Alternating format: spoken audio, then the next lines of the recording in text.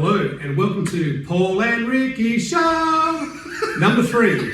And today we're doing the sights, sounds, smells and songs that trigger memories. Yes. So Rick has written down some that trigger him, I've written down some that trigger me, and you lovely folk have written in some Really that cool stories. trigger you. Yeah. So Where do you want to start? I'd like to We've start got a with... load of content. It's so cool. Yeah, so I we'll like start... the ones from the people have sent here. Yeah, so here's one from a person, I don't think they want their name released, but they talk about songs being a really strong memory trigger for them, and the earworms get stuck in your head. They talk about the smell of ground cloves reminds them of an uncle from a few days back in 1981, and they were making sachets that month with orange, cloves and cinnamon, and that smell brings back fondness of that moment. So that's a good one. That one I can really associate with that one, particularly even that smell Of cloves. Cloves and cinnamon. My maternal grandfather had a bar in his house, and it was full of wood things. He liked dark wood, so it was all jarrah wood and stained wood, and had a nice bar and lots of sort of Aboriginal artefacts that he collected, boomerangs and Woomera spear throwing things and decorating like that.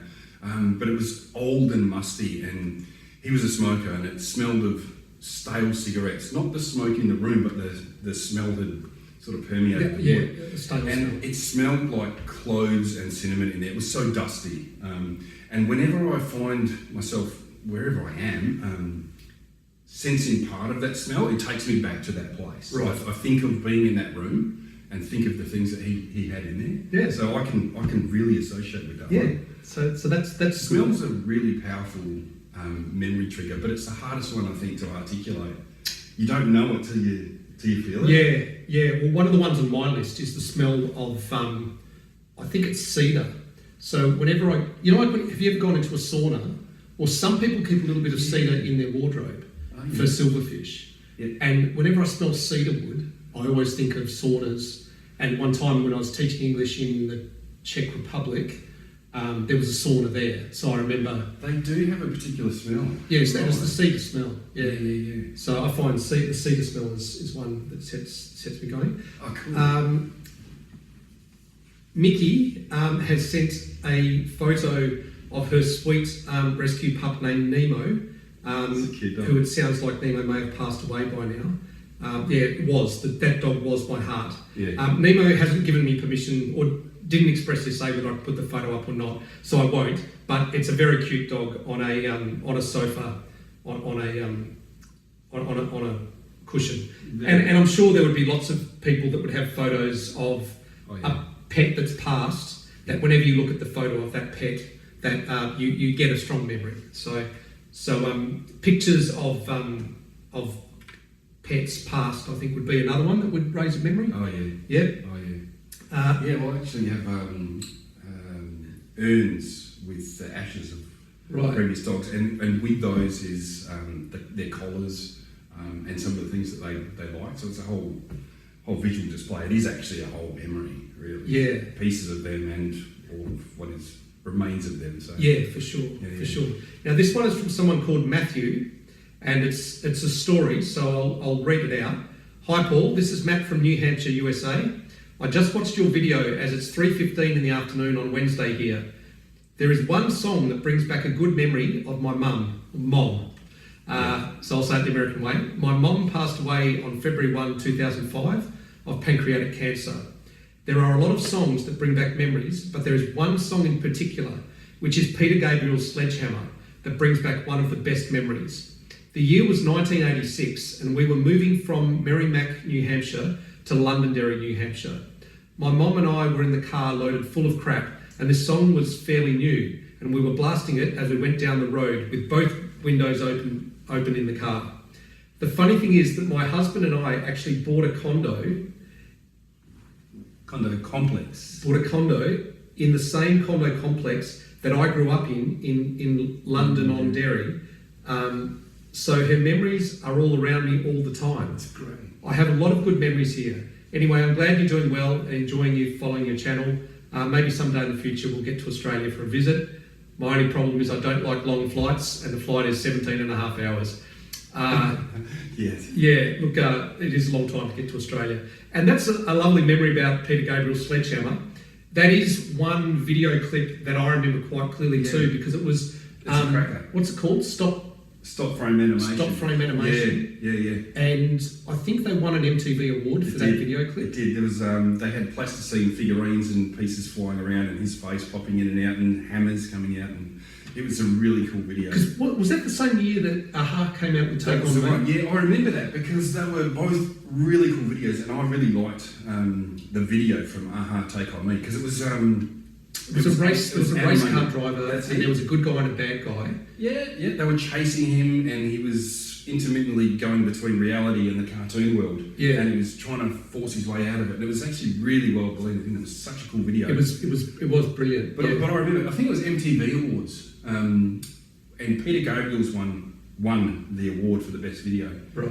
And I think overall, I was kind of disappointed because I thought the AHA video was really, really cool. But when I think of it, the amount of work that would have gone into that Peter Gabriel video was huge. Yeah. It would have taken them months to do. It was Yeah. so much. I- Because the stop frame animation is not easy. No. I guess what I liked about the AHA thing was that blending of animation and reality, how it moved between the two. Yeah. And I became quite fascinated by this. I was engaged in the story. Yeah. So but anyway, that was good. So Yeah. that's a good memory, and it's one that we relate to as well with the Sledgehammer thing. And everybody had the hots for Morten Harker. That was the singer of AHA. Yeah, and he's sweaty and he's trying to break through to get the girl, and it was like, yeah. Now, next one is from my lovely friend Bettina from Germany. Yay. Bettina comments Hi, on Bettina. every single video. How are you, my love? She comments on every single video that I put out, and she responds to most emails that I ask for as well. So, hello, Bettina. So, Bettina has sent in a couple of songs that remind her of various things. The first one is David Bowie's Sound and Vision, which I can't play for copyright reasons or I'll get demonetized, but I will put a link to it in the description.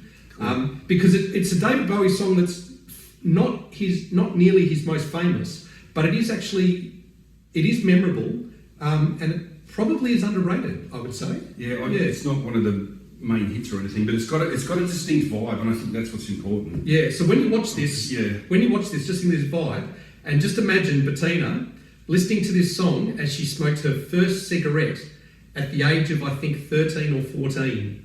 I remember myself sitting in the room at the wide open window, so that my mother wouldn't smell the smoke. Music turned up to the top, smoking on one of her father's cigarettes. It tasted disgusting, but I felt super cool.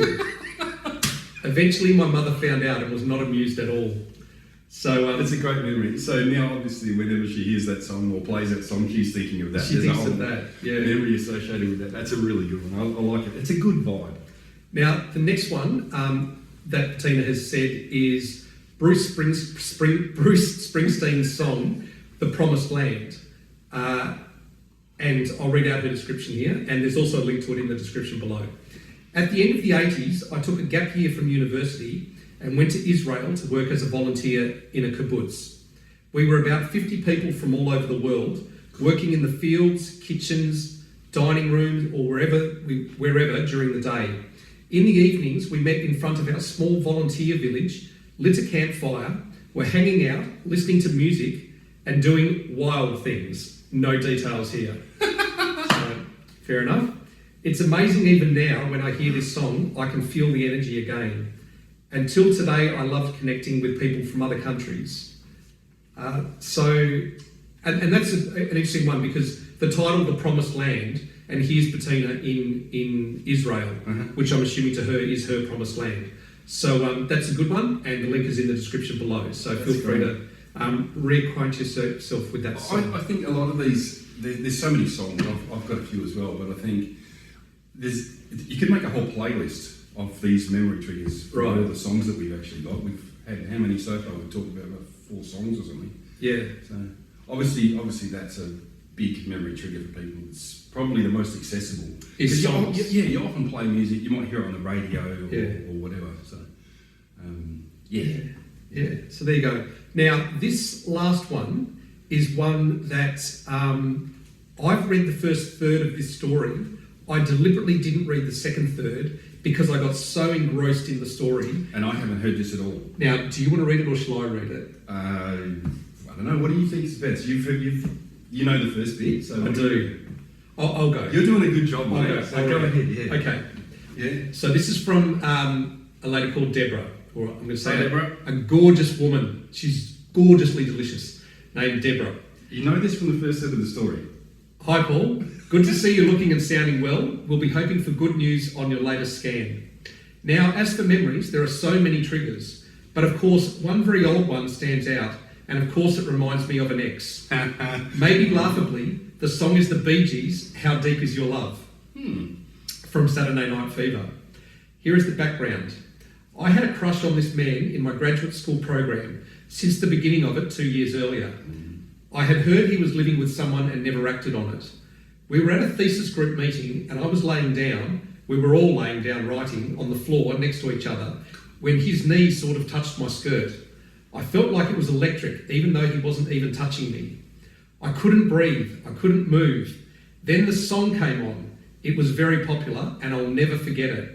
It was time to go. His knee was still on my skirt. I didn't have a ride. I waited until it was only pretty much us left. I think I asked if anyone was going my way. He said he would give me a ride, so he did. I asked if he wanted to get a coffee. He did. This was the last meeting of our group, and I knew if I didn't say anything, I wouldn't. So I did. I told him shyly and not very smoothly that I'd been interested in him for a while, and I felt I had to tell him since I didn't know his situation, and this was the end of our program.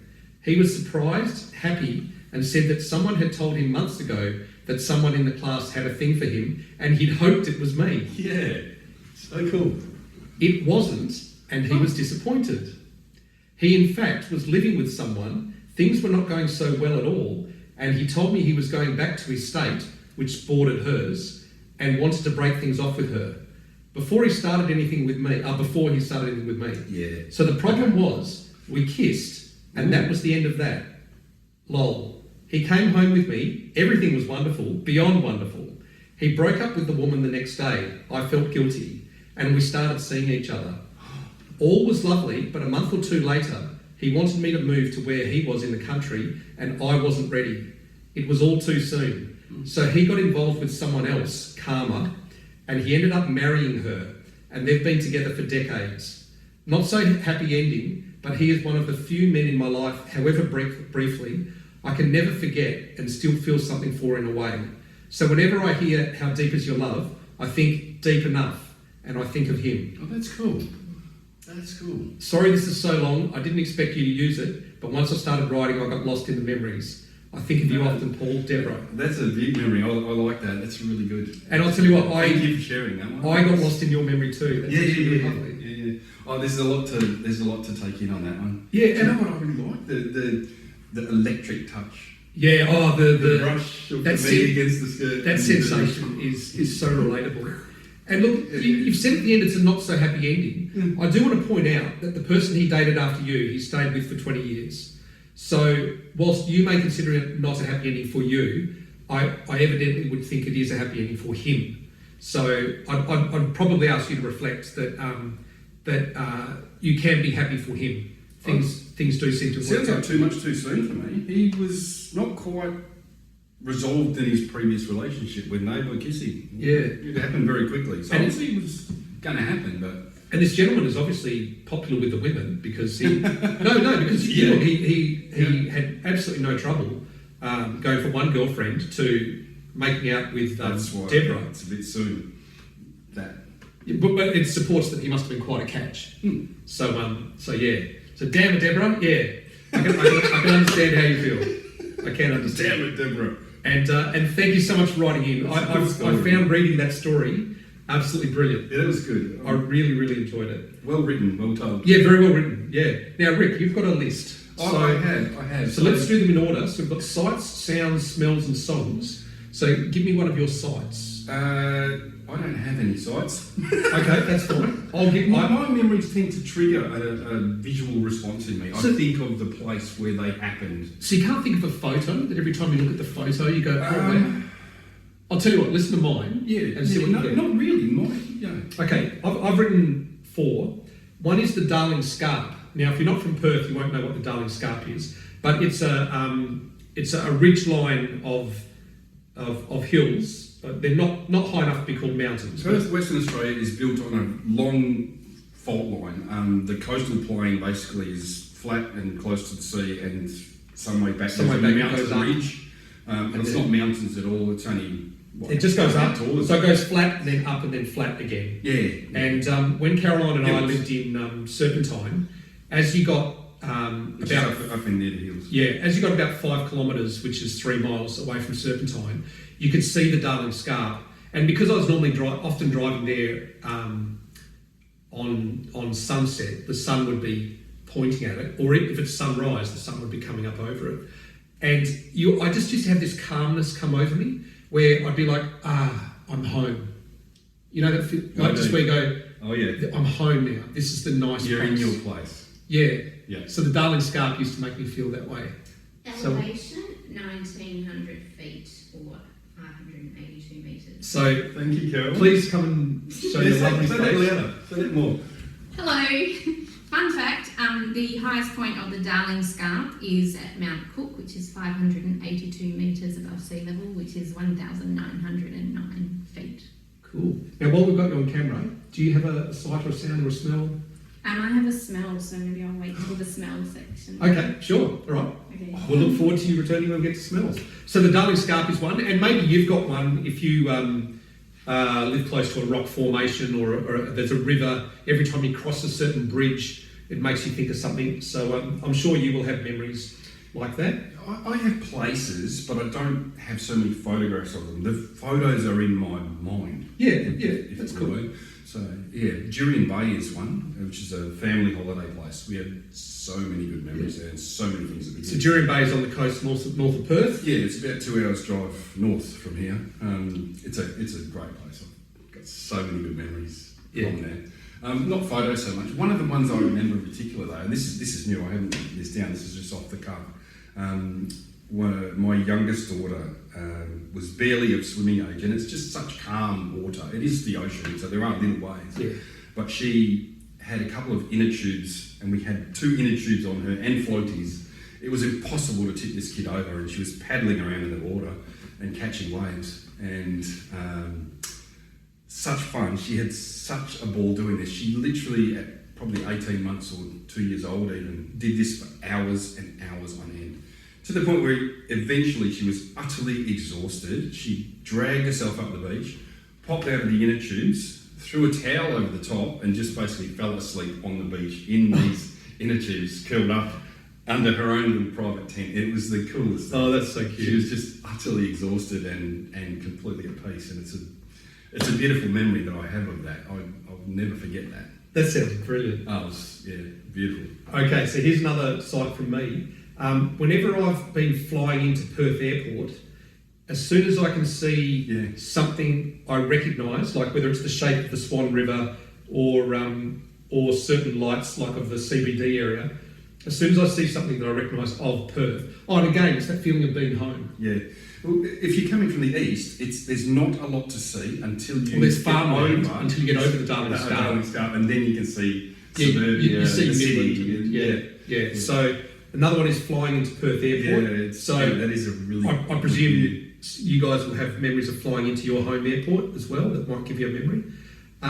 Another is whenever I see pictures of the Sydney Harbour Bridge, because it's so iconic, and it's normally sometimes in a photo also with the Sydney Opera House.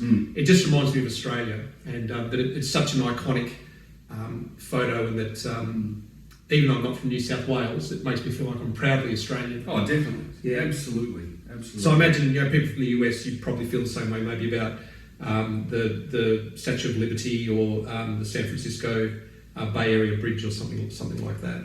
So the Golden Gate Bridge. Golden Gate Bridge, that's right, that is called. Yeah. So please write down in the comments. Yeah. And because I imagine what we're doing now is we're probably now triggering memories for you don't keep them to yourself. Yeah. Write them down in the comments, and while I think of it, click like. I really need you to click like, okay? So like and comment. All right. Definitely. I want to hear it.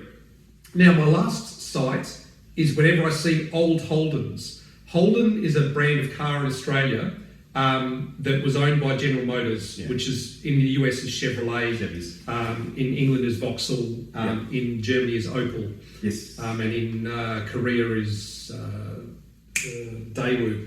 I didn't know that one. Yeah. I knew all the rest, not David. Yeah. Okay, cool. Yeah, you know the Holden Captiva is actually the Daewoo Captiva. That's why. No. That's why it's so crap. It's actually made by Daewoo because it's part of the General Motors group. Anyway, but that's the modern Holdens. Holden is now out of business, by the way. Yeah. Whenever I see the Australia old more sadly. Holdens, so I'm talking about the EK, the EJ, or the EH Holden. Yes. I think about working on cars with my dad because that's what Dad used to own an EJ station wagon, and the EJ and the EH look almost identical. And there were a lot of EKs around at that time. The EK looks quite different, but I still do remember it quite well. And the EK looks a lot like the old 50s Chevys. And when Caroline and I were in Cuba, a lot of the time I was seeing the 50s Chevys, and they were reminding me of the EKs in Australia. Yes. And that would make me feel happy. Yeah, the 56, 57 Chevy looks the same shape as the EK Holden. Yeah, that's right. Yeah. And the other was Dad owned a Tirana. He had an LC Tirana at one stage, and we were forever fixing the bloody brakes on it. Oh But man, I went across the Nullarbor in an XU1 Tirana. see, An LC XU1 see, you've got all these memories. Yeah. See, I'm triggering memories for you. see? Yeah. And you, write them down in the comments. And Definitely. Definitely. Okay, so that's Can I it. tell you about the EH? Let's put the hand on your knee, I'm sorry. Yeah, there was no Didn't mean to do that. There was no electricity between us. Okay, well, you're not wearing a skirt. No, I'm not. Yeah. Okay. Anyway, the EH, my late teenage years friend, longtime friend Colin, had an EH panel van. And in the days before safety was a real concern, we just used to hack around in the back of it, so it opened back. And it had, the back would open up, so the window would sort of pop up and you could leave it open. And the bottom part would stay closed. So effectively the back of the car was open. And I used to sit across the car with my arm out the window at the back of the car. I was a smoker at the time and I was having a cigarette in the back of his car, driving along, not being environmentally conscious and doing stupid things as you do when you're a teenager. I was going to flick my cigarette out the window at the back of the car. There was no one behind us, but I went to do that. I thought I had finished my cigarette and went to flick it out. And I did this, but because of the way the car was moving and the back was up, for some reason the wind obviously caught this cigarette and it hovered in front of me. Oh, wow. And went around and around, and of course I just flicked it like this. So I sat watching it for perhaps a second or two. Yeah. It's a slow motion. Yeah, I know sort what of you mean. thing, you know Yeah, what I mean? yeah. And whereupon it came back and landed between my fingers. Get out! No, dead set, absolutely dead set. I'm sitting in the back of the car, Yeah. right, and this happened. I flicked my cigarette, it wafted around in the breeze, and it landed back between my fingers. And I thought, Pointing the right way out? absolutely, it landed exactly as I had thrown it. Wow. But my hand was still there. Yeah. So I thought, the universe really wants me to finish the rest of this cigarette. So that's Okay. exactly what I did, and then threw it out. And then flicked like Then a long flicked it way out and then it went. A long way out. Yeah. Wow. Okay. Oh yeah, There you go. it was the weirdest thing, man. That's funny. Okay, good. All right, so now I'm going to move on to sounds. So I've got 3 sounds that I've written down. And have you got some sounds as well? Not sound. And these are sounds different to songs. Yeah. Okay. So for example, I'll probably think of some if you start yeah. talking. Okay. So as a lot of you know, I used to work in airborne geophysics, flying in light aircraft, Amongst other things, mainly Cessnas. you've done so many Yeah, things. I've done This some guy. things. So it was me and the pilot. So you've already met Craig Eastman. He was one of the pilots I flew with. And when you take off in a Cessna 206, you push the throttle to the firewall. So in other words, you accelerate to the absolute maximum. There is no faster you can accelerate. You just push the throttles to the firewall, and you hear that huge engine fire up, and it's and you feel yourself getting sucked into the back of your seat. And when you hit your rotation speed, you pull back and you rotate up. And that feeling was always really exciting. It also meant here we go. We've done all of our preparation work for our survey. Now we're going to go and fly some kilometres and make the company some money.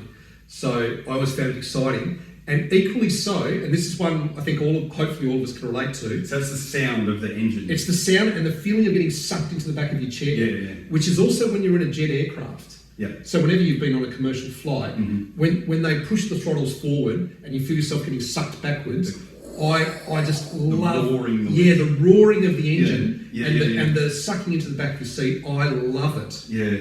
Some people I believe are scared at that point. I don't. I'm so excited. I'm actually I'm bristling now. Yeah. Right? Awesome. Yeah. And so that's my first sound, is the sound of an aircraft engine revving up. The second one is related, which is when you accelerate on a motorbike. And it's just that and it's that feeling, because you're getting sucked back and the sound. Again, that's the same. So it's a similar feeling. Yeah. Now the third one, and I hope I can do this, is when Caroline and I owned Serpentine, we had a goat called Gruffy that is in one of the previous. I remember that. You told us about the putting your head down. Yeah, the head. Yeah, he'll always go lower. Yeah, but there's the Gruffy whistle, which is, and I'll try and do That's it. right. There you go. Caroline's got it, and it's actually the word Gruffy, but you're whistling Gruffy. So, right. So whenever I hear that sound, or normally it's me or Caroline doing it, we will immediately think of Gruffy, because that was our sound for him. And we had a song for Gruffy that I don't know if I can remember.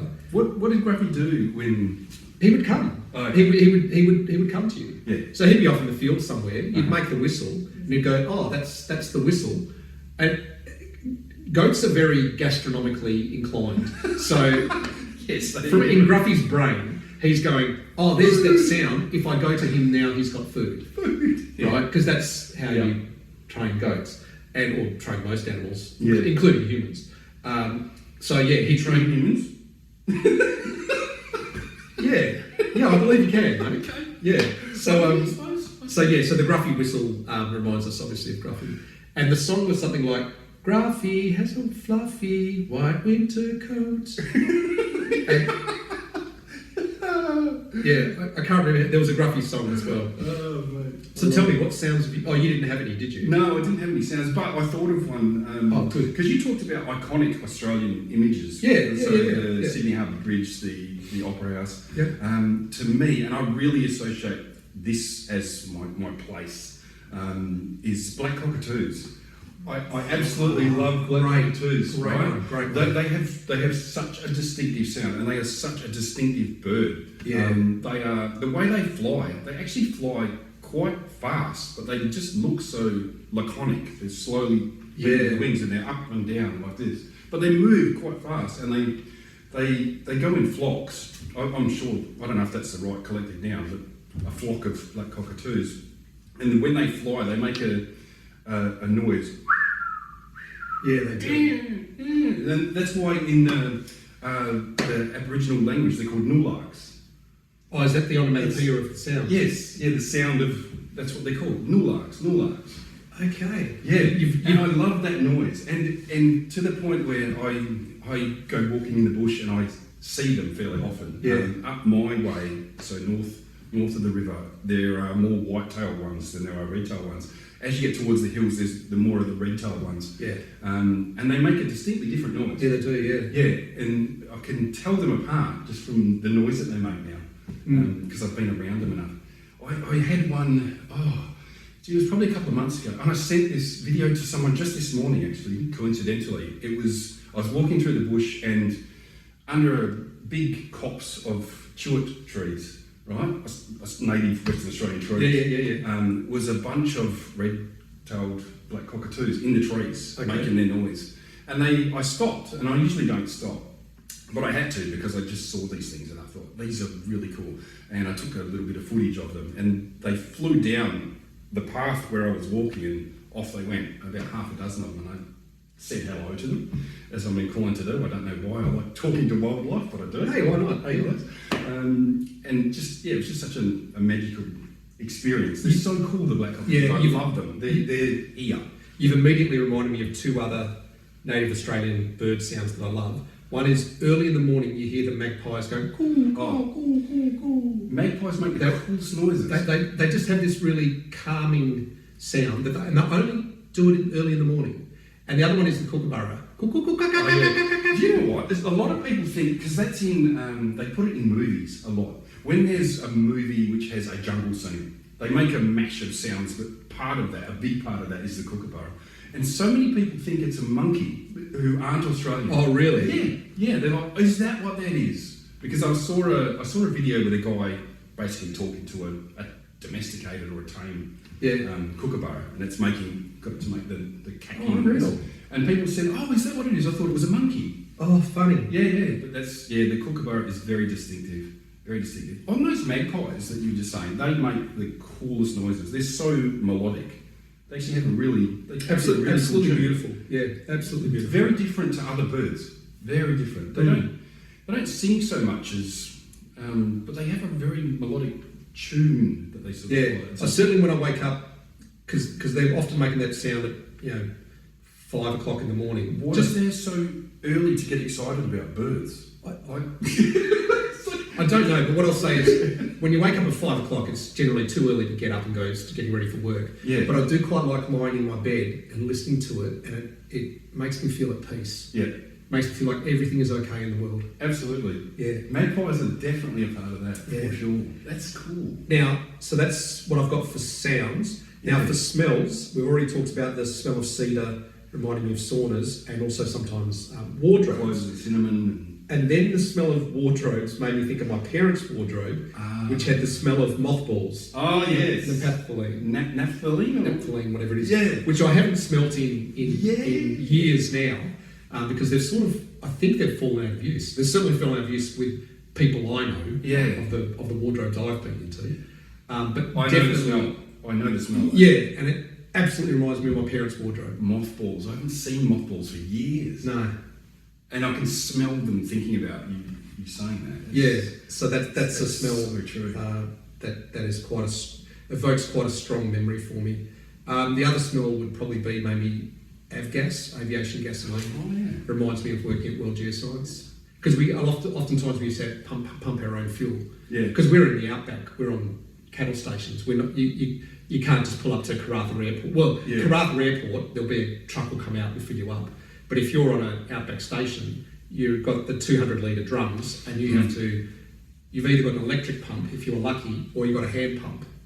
Yeah. But we actually kind of liked the hand pump because we didn't have a gym. So we would go, well, our workout for today is...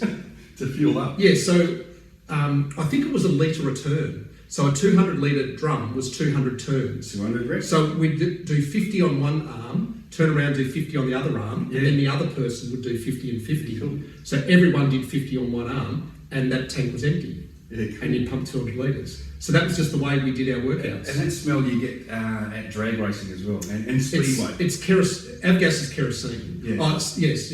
But the racing fuel that they use, Yeah, it's it's often- smell to it. that's It's right. different to cars. Yeah, that's right. Yeah. So that smells. Now, I've got a good smell. oh, what have you got? Okay. Yeah, okay, so my gorgeous friend Charlie, hello Charlie, wanted me to, told me about a memory that she wanted to share, Okay. which was, it's to do with me, and it's the smell of butterscotch sauce from sticky date pudding. So we used to regularly go to dinner, Okay. and we had a group dinner one time at a nice restaurant, so a fine dining restaurant. Lovely time, lovely place. And for dessert, we had sticky date pudding, and it was the best sticky date pudding ever, right? And I was so taken with this sticky date pudding, I just could not get enough of it. It was Yeah. so delicious that I picked up the little jug of sauce when the pudding was finished and literally drank the sauce at the time. It was so good. It was like liquid gold. Wow. I just had to drink it all in, and she was laughing at me. And now she tells me that every time she smells sticky date pudding, she thinks of that time last. So I think that's a nice memory. That's fantastic. Yeah. That's fantastic. Hi, Charlie. Okay, have you got any more smells, or can I move on No, I'm done with smells. I Okay. think that's all I've got. to... So now I'm going to move on to what I think is one of the most interesting ones, which is songs. Oh yeah. Now, yeah, got a ton of them. I'll start out with mine, and you can go on to yours. Now, a lot of these are actually, in fact, the three that I'm going to name are all from between 1985 and 1988. So they're very specifically between 15 and 18 years old. We're clearly the same age because my list is about the same era too. Yeah, so that's it. I guess they're formative years for your musical taste, but also when you're associating them with things that are They're happening. formative years for us as people. We're growing and experiencing things. So the first one is a beautiful, emotive song called Vienna by Ultravox. I'll put a link down to it in the description. I'll put a playlist on this one. I won't attempt to sing it, but it is a beautiful, emotional song. And Vienna, that is it. You've got it. It's great. It's really atmospheric. Yeah. So that reminds me of my first ever girlfriend, who, and not to get too confusing, but my first ever girlfriend was Carol Lynn, and not to be confused with my best ex-girlfriend ever, who's a Caroline. And if you're interested, I have get this, and I have a sister, Carolyn. I have a sister-in-law, Carol, who has a sister, Lynn. So there you go. So synchronicities. Yeah, so we've got Vienna by Ultravox. The next one is Romeo and Juliet by Dire Straits. Now, this is after I broke up with Carolyn. This was a song that Carolyn and I liked when we were together. And then after we broke up, there's one line in it which goes, "It's just that the time was right, Juliet." Yeah. And that was kind of how I resolved how it was with Carolyn. That it's just that the time was right. I love because we were only Stars 16. above, I love you till I die. Yeah. There's a place for us. Yeah, but Yeah. it's just the time was wrong. And it's just- And we were only yes. we were only Yes, 16. yeah. So Yeah. we were not old enough to Uh-huh. have a relationship, a lifelong relationship. Uh-huh. But we did all really like each other, and to this day we're really good friends. Yeah. So that just reminded me of her. Now the last one reminds me So of cool. you. Me? You Okay. and your friends that were learning Mandarin Chinese at high school. And it's by the same band, Dire Straits, and it's Money for Nothing. Now do you know why? Yes, I think I do. Okay, can you remember? Yeah. Okay, I'll set the scene and then you have a crack at singing it. Yeah. Okay, the scene is I think I know. all right. Okay. Don't sing it until I say it. I've got to give the background. So Rick's Mandarin teacher was a guy called Mr. Davis, or Mr. Davies, and he went to a lot of effort to make Mandarin interesting and relevant. Yeah. So, for example, he's great. He's more than a teacher. He's a mentor and a life coach. and he is still alive to this day, and Ricky does He's a actually wonderful catch man. up with him Yeah. regularly. Yeah. And I haven't seen him for a while. I must get back in. he did things like, for example, really early on in first year, he taught the kids all the swear words. Yeah. And Get that out of the way early. yeah, and at one of the school reunions, I asked him, "Why did you do that?" And he said, "Because all kids want to do that. Whenever you learn another language, the first thing you want to know is the swear words. And I wanted the kids to be interested in the language. Yeah. So I taught them how to swear. And it was I don't know about counterintuitive, but it was certainly not what I would have done. But evidently there is actually an absolute logic to it. It did Oh, work. it made complete sense. And to this day, I remember the word for excretion, and I remember how to say, Yes. "You are the son of a pig." Oh, I don't know that one. I'll say it off camera. I don't want to say it on No, here. I'm not going to say It's it. actually I quite know weird. how to say But- something quite worse than it.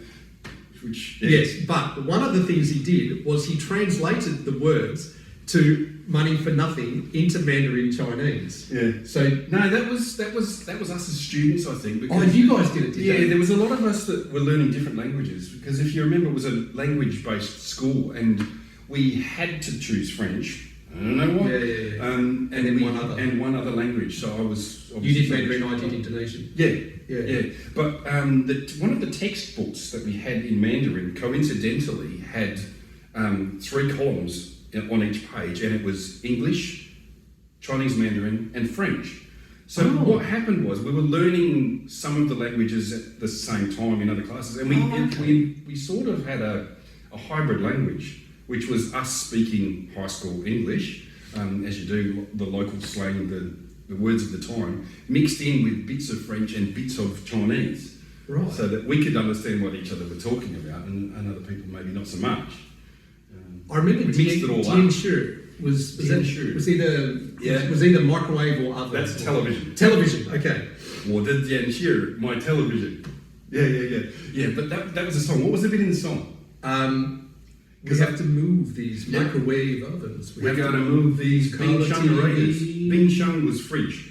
Okay.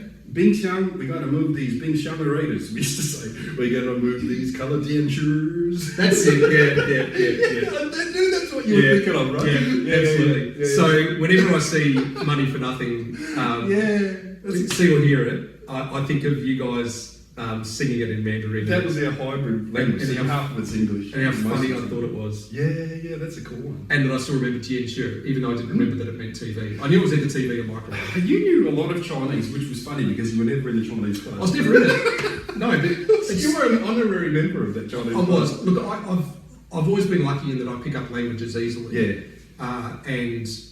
And yeah, you guys used to speak it at lunchtime, and I used to pick it up at lunchtime. Yeah, that was the thing. We were all hybrid languages, all different words. Yeah. I remember a little bit of French. I remember the Chinese more, probably because of the techniques that you were talking about that Mr. Davis adopted. He made it interactive and fun. Yeah. He was a very, very good teacher. He's a lovely man. Yeah. So songs, I've got a memory at the time, around about the same time, and that is Huey Lewis the News. The Power of Love. Oh, yeah, okay. Yeah, I So remember the from the song. movie Back to the Future. Yeah. 1985 was an awesome year. I loved it. We were in For year music, 10. yeah. Right? And I distinctly remember a scene where there was a bunch of us, maybe half a dozen of us. I don't know exactly who was there, but I remember some people sitting on the Oval, beautiful day in the sunshine, listening to this song. And I'd just seen Back to the Future, the first movie. It came out in 1985. This song was a big part of it. It was on the radio. And I just... Every time I hear that song, it takes me back to that time and that place. I think of sitting on the Oval with my friends, listening to that song and associating it with the movie that I'd just seen in a whole vibe. Yeah. And I actually had a high school crush on one of the people in our class. Tell me later. Yeah. Oh, she's a lovely person. I think I might know who it is, but I'll check up. I'll tell you later. Nothing ever eventuated from that. That it was just the vibe, and I still think of that when I hear that song. Okay. It's a nice memory. Associate that one with the time, the place, and the whole feeling of living at that time, being a teenager in 1985. Yeah, that was good. Yeah, I don't know if you remember. Was it Not the 9 O'Clock News, which we used to watch? Yeah. And was that where Gob on You came Yes, gob on you. Kick you in the your guts. from? Yeah, Gob on You, kick you in the nuts. Yeah. Yeah. For those of you that like BBC comedy, it's probably on YouTube. If you look for Not the 9 O'Clock News, it's some really, really early Rowan Atkinson. It's when Rowan Atkinson was actually funny. Yeah. Sorry. No, that's probably a fair call. Griff Rhys-Jones is there. Yes, he was funny. Smith, Mel Smith. Yeah. And a couple of the girl, Anderson. No, ended up marrying Billy Connolly? Billy Connolly. Yeah, that's Pamela. Pamela. What's her last No, name? not Pamela. Pamela Atkinson. Stevenson. Pamela Stevenson. That's it. Yes. Thank you. With Pamela special Atkinson. comments from Carolyn. Yeah. Hey, you were going to tell us a story. Yeah, it's time for your story. Come on, Caroline. Yeah. Hi. Oh, my hips chopped off. Hang on. Well, do you want to go in front so you're close to the microphone? No. So. Stage fright. So you guys were talking about things that make you think of home. Yeah. So I have a word that I'd like to introduce, A word? which is petrichor. Petrichor. You know Okay. what it means. I do. I don't. So petrichor is that smell when at the end of summer and it's really, really dry and it rains for the first time. And That's what kind of actually Yeah. causes it. Do you know the smell? I know the smell, definitely. Okay, that smell has a name, a specific name, and the name is petrichor. And it happens everywhere in the world, but I think the smell that we have here is slightly different because the smell that we get is caused by the build-up of oils in the leaves, which of course the eucalyptus leaves are very oily, and just before it rains they get released, and so it's a very eucalyptusy sort of sweet smell, which I've travelled the world and I've never smelt it anywhere else. No, it's distinct and unique. Yeah. Oh, that's awesome. And so I was just reading a little bit about the word petrichor, if I can tell you the origin of it. Yeah. Petri means stone. Yep. I don't know what core means. Core is sorry. Yeah. To do with ichor, which in Greek mythology refers to the golden fluid that flows in the veins of the immortals. Oh, so it's the golden fluid of the stone. Yeah. Wow, that's Released. Of the earth, I suppose. of the earth. Yeah, that's so lovely. But you find the language actually has a poetry to it when you divide it back to the to the Greek and Latin. Yeah. Yeah. And then I found another new word, which is someone who loves the rain. Oh, I know that one. What is it? Absolutely. That is pluviophile. Yes. Yes, just squeeze on pluviophile. I love the smell of the rain. I love the rain. Yeah. Yeah. So there you go. Oh, I think I that's might an be a awesome word. pluviophile too, and I didn't know it. Yeah. Yeah. there you go.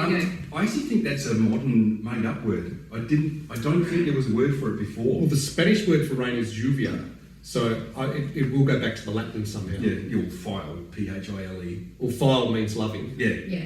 Yeah. Yeah. Lover of the rain. Yeah. Pluviophile. That's why I like that. What was the word again? Petrichor. Petrichor. Yeah. Petrichor. I'm gonna have to remember that one. Yeah. I did not know that was a word. I'm very familiar with that smell. You're absolutely right. It's And like because, like you, I do a lot of bushwalking with my friends, and we always talk about it when we get that smell. Oh yeah. And then we discovered there was a word for it, and it was like the best day of our lives. Petrichor. Yeah. I've got to remember that. Yeah. Yeah. Oh, that's great. Yeah. So there is another word which I've now forgotten, which is more like an earthy smell, and I have smelt that in other countries. Is there a word for that too? Yes. Oh, because I love the earthy smell. There's a couple of places around Perth where you get that.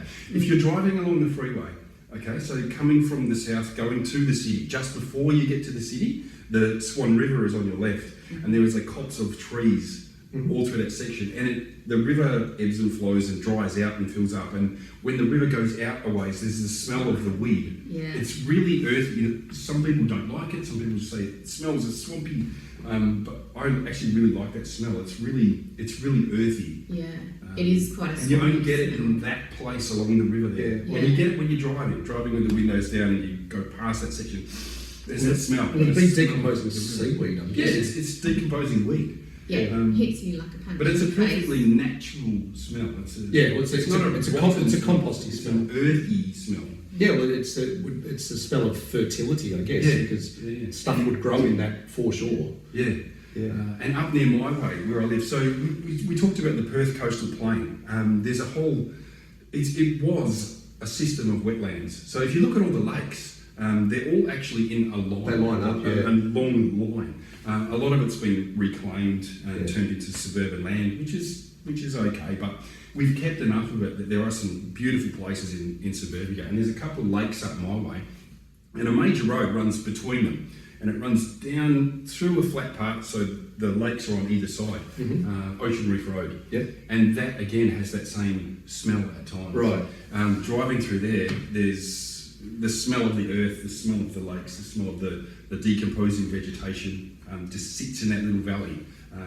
It's just so, I find it really nice. I actually love that smell. So I want to know what the word is. And I You got found it. It's geosmin. How do you What? pronounce that? Geosmi. Geosmin. So geo means earth. Yeah. Smin, I don't know what the etymology of that So would be. this says petrichor is caused by oils derived from plants' You're right. leaves that accumulate over dry periods. Geosmin, which is created by the dying off of microorganisms in the soil, is the distinctive earthy smell. That's awesome. Yeah. That sound like very romantic words, like a geosmin. Sort of loses I know. You always sound smart when you drop that. You sound smart, but it's like, I like the romantic notion of it and talking about it. And Yeah. Yeah. if you just say, "Oh, guess what I saw on the way here," or "Guess what I had on the way here," there's some geosmin. It's like you what? You what? It doesn't sound nice. Should you be telling me about Yeah, it? yeah, yeah. See a doctor, Oh, Oh, that's good. Smells of home. Indeed. Okay, so I've got to the end of my list. Oh, Carolyn, that was great. Have you got you're at the end of your Yeah, list? and my knees are hurting, so I'm going to get up. So thank you to Caroline. Thanks for having me. You're welcome. It was lovely to have you. And Rick, are you at the end of your list? I've got some songs. Okay, let's hear them. So you and I talked, and this was one of the things that formulated these ideas about songs, and that we went to a couple, and they mostly associate with people, exes in particular. Yeah. And one of the people who wrote in said exactly that same thing. Yeah. About their ex. So I've got a couple. So I was in a long-term relationship with a lovely woman, and there's a couple of things that stick in my mind, a couple of songs that sort of epitomise the relationship, the feelings that I had throughout that. And there's two. The first of them is Bad English, When I See You Smile. Oh wow, yeah, okay. Just the vibe. Not all the words make Yeah. sense. A lot of them do, but it was that feeling. It was how, when she was happy, when she smiled, it was how it made me feel. So the lyrics is when I see You smile, I can face the world. I can face the world again, yeah, that's You it, know, I could do anything. It's like this Yeah, is the right, feeling right, that she's giving, and what I Yeah. received from that. So that's a nice memory. I always think of that.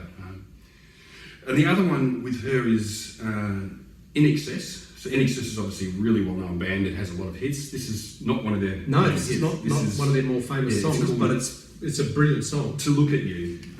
And that look one at really, you yeah. To look at you and never speak is so good for me tonight. It's really sultry and sexy, and Michael Hutchence is just such a charismatic man. He Rest in peace, brother. He was amazing. I'm looking forward to seeing you again, okay? Hold that thought for a Yeah, while, and you got a while to go. Well, I hope so. You do. But that song really epitomises, I think, the relationship and because it wasn't all completely right. There's some shady aspects and some unknowns and To what? To the lyrics? to both the lyrics of that song, and it triggers in me my memory of her and how I associate with her. Okay. Like he speaks at the end, right at the end of it, about a real life documentary, and that's the last lines in the song, and it also speaks to what does it say? I can't think of the words. But it's about the intangible aspects. So it wasn't all in the present. There was more to it, and there was other elements at play. I think good within songs. our relationship. Yeah, good songs are like that in that they have one sort of obvious meaning, and then Yes. they have an ambiguous series of ways that you can interpret it. Yeah. Good songs are like that. Oh yeah. Yeah. That's probably one of the reasons that Foo Fighters is such a good band. They write intentionally vague lyrics Yeah. and invite you to bring your own Yeah, meaning to it. bring your own meaning to Yeah, it. I think that's yeah. really How do you good. interpret your song? How does this make you feel? But that one, In Excess to Look at You, is it's a very sexy song. I like it, and I look back on it fondly. And when I hear that song, it makes me think of some of the things in our relationship which are good. There's actually this whole series of In Excess songs that I don't know whether just to say they're favourites, whether they actually bring back memories, but some of us have wings. All of us have wings, but some of us don't know why. Which is Isn't it? That's powerful. That one. Yeah. So there's quite a few songs, but even like Kick, I really like. There's a bunch of Excess. You were there, two worlds collided, and they could never tear us apart. Beautiful song. It's great. I see you've got David Bowie's Heroes. Yeah. Which- That was a friend. That's not mine. Someone told me about this once, and it was a lady that I worked with, and we worked in a warehouse, and we had the radio blaring all the time, as you do. So there was always music playing, And this song came on. It's a popular David Bowie song. It's a good tune. And she always would stop and kind of reminisce, and you could see her thinking. And she says, "This song." And I said, "What about this song?" I said, "It's a good song." She's like, "Yeah, but every time I hear it, I have these feelings because." And she told me she was driving a car. She was free on the open road, the open highway, the breeze, heading down the road. Everything was great. This song was blaring, and it felt perfect. And for whatever reason, she messed up, got out of control, and rolled the car. And clearly survived, but it was obviously a traumatic experience. Sure. And she described the noises of it and the sensation of it, and that music, that song was playing the whole time on the car stereo. So now whenever she hears that, she thinks of Of that car accident. that car accident. Oh, wow. So that freedom, that joy, that heading down the highway, carefree abandon, And then turning rolling to- your car. turning to catastrophe. Oh, So that song took her there. yeah. Whenever she heard it, that memory was ingrained. I have a much weaker version of that, which was Billy Idol's White Wedding. Great song. Was blaring on my stereo Yeah. as I went through an amber light, Ooh. and the police siren and lights went on behind me. Oops. And as I pulled over, he said, the cop had just said, "What was that, mate?" And I said, "Man, I was just so engrossed in Billy Idol's White Wedding," thinking the cop would go, "Oh yeah, no worries, I see what you're saying, I'll definitely let you off." Yeah. And Well, that would have been the right thing to do. you would think so. Oh, I thought so. But no, he gave me a ticket for it, and so now, yeah, when Billy Idol's White Wedding makes me think of amber traffic light. Clearly not a fan. No, I love that Kenwood stereo. That Kenwood stereo was worth about as much as the rest of the car. Isn't that cool? Do you remember back in those days where Yeah. your car was worth about $1,500 and your stereo was worth about $1,500? Yeah. Yes. That was Absolutely. That was my university. It was a Toyota Corona. The submodel was RT104. It was the first. And my dad helped me fix and service it, and it had points. Oh yeah. On it, so you had to change the plugs. You had to change the plugs and points. You had to do the point gap with the and feeling you had, gauges. and the little rasp file and file it down. Oh yeah. So it made good contact. So just all this stuff like that. That Corona, like I worked on Dad's EJ and the Tirana, but the Corona was a Corolla. Sorry, no, it was a Corona. It was a Corona. Was the first one I owned it, so I felt like I had a vested interest in doing it well. The other ones was I'm working on Dad's car and I want it to be good for Dad. The other one was like I'm working on my car and I want it to be good for me because I don't want to break down on the way to university. Yeah, so that was how that was. And I even did some rust removing on it, cutting out rust and putting in fiberglass and setting the fiberglass and spray painting the fiberglass. Like I really, as a 17-year-old, I was fair getting into how to fix up a car. Yeah. But it was mainly because we were a poor family and we couldn't pay a panel beater to cut out a rust. Out of need, we couldn't out of pay interest. someone to service our Yeah. car. Uh-huh. We had to do it. Yep. But I think that ends up actually being a much richer childhood than if I had grown up wealthy. Yeah. Because I had to do things. I had to learn how to be self-sufficient, fix my own car. Dad worked for what is now called Telstra. So back then it started out as the Postmaster General, then it became Telecom, Yeah. then it later became Telstra. So Yes. I wanted a phone in my room. Well, Dad just installed a phone in my room. He just ran the wires in the ceiling and put a plug and we plugged in. And if we needed some electrical stuff done, Dad just did the electrics. Yep. If there was plumbing, Dad would do the plumbing.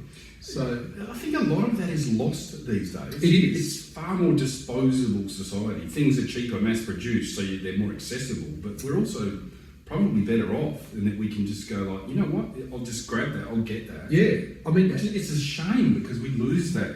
well, as you know, We lose that connection. Yeah, Not so- only do we lose the skills, we lose the connection. so just to give you a bit of background on what's happened in the last 3 days, I've just installed. I'm currently at we're currently at Caroline's house. Yeah. At my house in Ardros, my washing machine broke down, and we replaced my washing machine. So Rick and I physically put it in the right place. When we plugged it into the tap was leaking, and I was having well, a fair bit actually of anxiety around it, because to get a plumber in to fix a leaking tap is Oh, you got your call out, mate. You pay them $200 to $200. show up your door. so about Yeah. 200 Australian dollars, which Yeah. is 120 US, and I don't have that sort of money for a leaking tap, and I was having a fair bit of anxiety, and yet I looked on YouTube and I found probably how to fix it, and sort of channeling my father, and with the help of the support of Ricky. Support, not the help. You did it.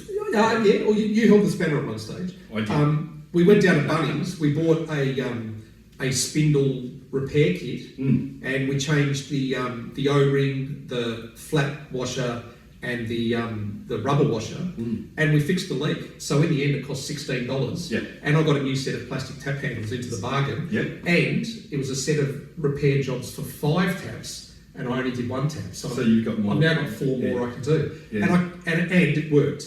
So I've now come away with a fixed tap, a feeling of satisfaction, and I saved near on 200 Australian dollars, much to my relief. But I think that's relatively rare. I mean, I think you were saying you wouldn't have attempted it, or you would have. No, I've had a similar experience, and out of need again, I couldn't afford to get someone out to fix something. I changed the shower tap, Yeah, right. which is the same setup, exactly the same And you setup. did the whole spindle, or you did? Yeah, took the whole brass central piece out and replaced the washers and. Oh, you did exactly the job Exactly, that I did. yeah, exactly the same Because thing. I know one other time I did it. I did like you did, YouTube education. Yeah, I remember. Google till you find it. And, I remember one time I did the whole spindle. So I just pulled out the whole spindle and did a whole new spindle, which is actually a waste of really good brass parts, because there was nothing wrong with them. Yeah. It did one of them I had to do that. There was actually a part that was broken. It was left that way by somebody else, so I did have to replace one of the whole ones. Yeah. It cost me a little bit more. But same So thing. there you go. New So taps. that's probably an action that triggers a memory. So Yeah. whenever I do Yeah, something sort of handy, it reminds me of how my dad brought me Your up. dad. Yeah. That's Yeah. great. That's awesome, dude. Oh, it doesn't take much to make me cry. Oh no, that's happy tears, man. Yeah. Now, That's did you get good. through your whole list? I got a few. Altered images, happy birthday. For whatever reason, I talked about it earlier, going to Jurien Bay with family. It was a holiday destination where we enjoyed many years going there in summer and spending great time. A lot of the time at the beach and travelling backwards and forwards between the house where we stayed, the chalet where we stayed in, and the beach. For some reason, that song was always on. And probably because it was a CD in the car and it wasn't a long drive, so that song always seemed to be played. Happy birthday, happy birthday, happy birthday. It wasn't anybody's birthday, Yeah. but that song became synonymous with our journey and our time there. Yeah, right. So when any of us hear that song now, that's Oh, you've just reminded me of another one. associated with that time. It's a very happy memory. Actually, you just reminded me of another. When I went in 1988, late in 1988, I went to the United States to visit a friend of mine, and we had her parents' Chevy Blazer, which had a cassette deck, and we only had like 2 or 3 cassettes, and one of them was Thomas Dolby's An 80 and 8 My Buick, Yep. and Blinded Me with Science? Blinded Me with Science, I think, is on that one. Yep. Yep. And we played it over because we drove from Oh yeah. San Francisco. We got the Blazer when we got to Iowa. So she lived just near Des Moines in Iowa, and we drove from Iowa right down to the bottom of Texas, where her grandparents lived in a retirement home. So I went through all of those states. I forget which. There was Arkansas and Oklahoma was there, and obviously Texas. And we slept in the truck stops and what have you. And and An 80 and 8 My Buick was an album that I listened to over and over again. So whenever Thomas Dolby comes up, I think of that trip. Car journeys and music are synonymous too.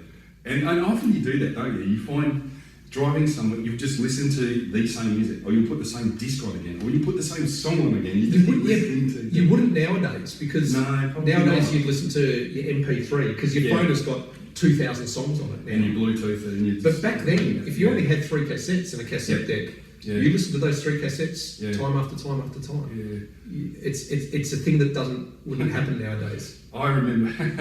And if your Datsun 120Y tape deck packs up and Metallica tape gets stuck in it, that's all you listen to ever.